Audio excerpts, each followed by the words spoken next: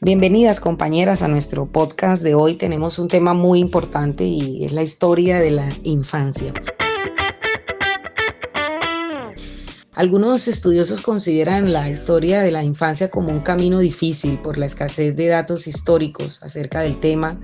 Además, según el investigador francés Philippe Ariès, también lo hace difícil el carácter invisible del niño en la mayor parte de las sociedades de la antigüedad. Incluso en el arte, los artistas no representaban la figura del niño como un ser dotado de características propias, por el contrario, eran ignorados de sus obras. A esto podemos añadir el lugar histórico del niño en las civilizaciones de Oriente y Occidente, donde se da lugar al infanticidio, al sacrificio, el abandono, la tortura, el filicidio, prácticas que hacen de verdad tenebrosa la historia de la niñez. Incluso podemos ver que el significado etimológico de la palabra latina infans o niño condiciona un poco el trato que se le daba al mismo, pues el significado resulta ser aquel que no habla. Pero gracias a teorías del desarrollo infantil que se postularon en la actualidad, se puede concebir la palabra niño de formas más positivas. Importante también recalcar lo que plantea el pensador estadounidense Lloyd de Mons, quien impulsó un enfoque psicohistórico de la infancia y establece 6 grandes periodos en las formas de relación paterno-filiales que han ido apareciendo a lo largo de la historia. Tenemos, por ejemplo, el periodo del infanticidio, que se da en el siglo IV, tiempo en el cual el derecho a vivir del niño era una decisión de los padres, eran considerados como de su propiedad, siendo en ocasiones la muerte la solución para resolver las angustias que le producían los niños. Tenemos el periodo del abandono, que se da entre el siglo IV y XIII, donde la forma de deshacerse de las angustias que ocasionaban los niños era abandonándolos, dejándolos desprotegidos, situación que acababa a menudo en muerte. Entonces realmente ha sido difícil esta historia, pero Eliana, ¿qué nos puedes compartir aún más sobre este tema? Gracias, Eila.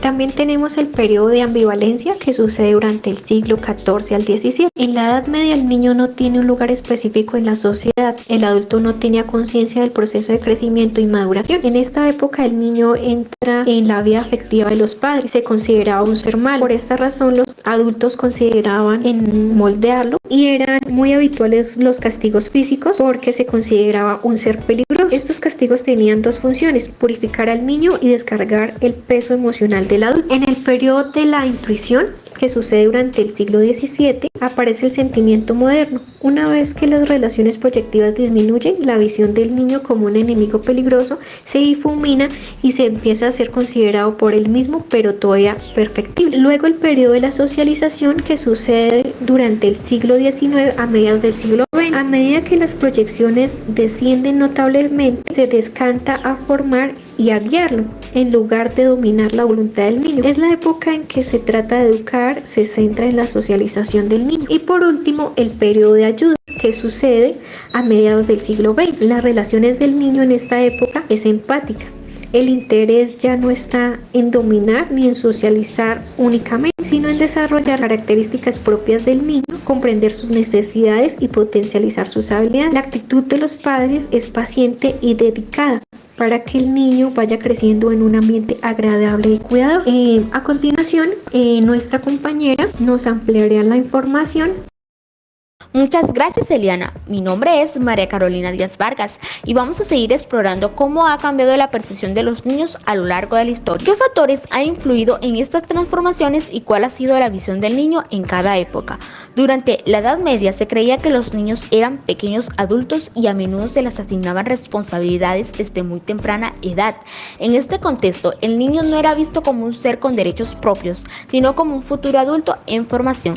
En la época del Renacimiento comenzó a surgir una nueva visión sobre la infancia. Filósofos como John Locke argumentaron que los niños eran tabula rasa, enfatizando que su desarrollo dependía de las experiencias. Jean Jacques, en el siglo XVIII, defendió que la infancia era una etapa de inocencia que debía ser protegida. Esta idea introdujo una visión más positiva del niño como un ser con su propia naturaleza y necesidades. La visión del niño comenzó a cambiar hacia un enfoque más centrado en sus derechos y su bienestar emocional. La revolución industrial trajo consigo cambios drásticos. muchos niños fueron forzados a trabajar en fábricas bajo condiciones deplorables. Esto llevó a movimientos sociales que abogaban por su protección y educación. A finales del siglo XIX empezaron a surgir leyes para proteger a los niños. En el siglo XX se consolidó una visión más integral del niño, reconociendo sus derechos como individuos con voz propia. Hoy en día seguimos viendo cómo las condiciones sociales afectan a la infancia, pero también hay un reconocimiento creciente de sus derechos. Para resumir, hemos visto cómo la percepción de la infancia ha evolucionado desde ser considerada una etapa insignificante